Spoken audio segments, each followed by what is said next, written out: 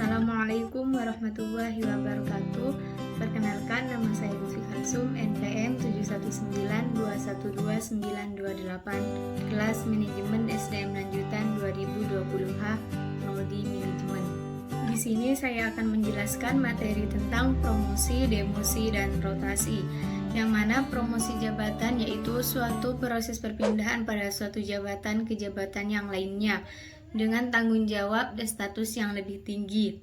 Hal tersebut nantinya diikuti dengan peningkatan hak, status, dan penghasilan.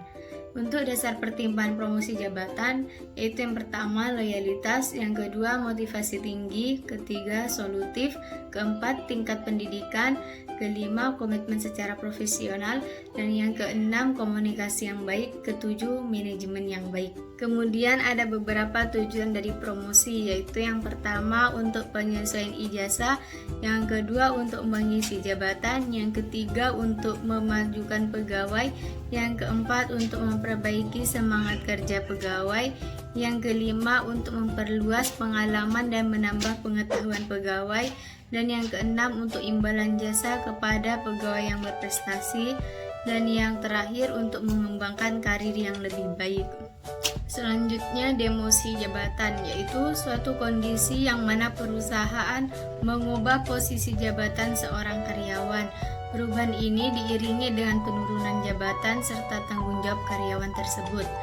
Dan dasar pertimbangan demosi jabatan yaitu belum mempunyai keahlian yang cukup untuk menduduki jabatan tertentu, kemudian performa kerja yang jauh daripada yang diharapkan, yang kemudian terkena teguran ataupun sanksi dari pihak perusahaan atas kesalahan yang dilakukan oleh karyawan tersebut, dan yang terakhir dihapusnya posisi jabatan tersebut dari perusahaan. Tujuan dari demosi yaitu perpindahan suatu pekerjaan ke jabatan yang lebih rendah.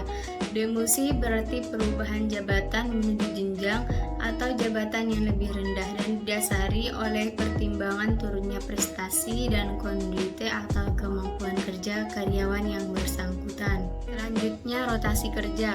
Rotasi kerja yaitu perubahan tempat atau jabatan karyawan tetapi masih dalam tingkatan yang sama dalam suatu organisasi yang sama.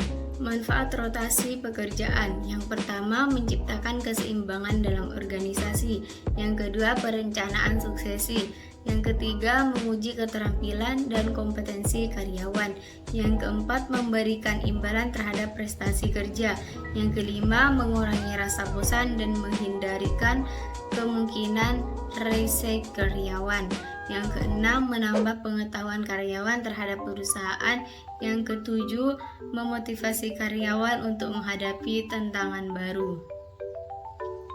Dan kerugian praktik rotasi pekerjaan yaitu ada 3, belum tentu dapat mengatasi masalah, yang kedua menurunnya produktivitas kerja, dan yang ketiga membutuhkan biaya dan waktu. Adapun tujuan dari rotasi yaitu yang pertama mengurangi kejenuhan pekerjaan, yang kedua pelaksanaan hukuman atas pelanggaran yang dilakukan, yang ketiga menghindari korupsi, kolusi, dan nepotisme, yang keempat menguasai berbagai bidang layanan, yang kelima pemerataan pencapaian angka kredit, kenaikan pangkat atau golongan. Sekian penjelasan dari saya, kurang lebihnya mohon maaf. Wassalamualaikum warahmatullahi wabarakatuh.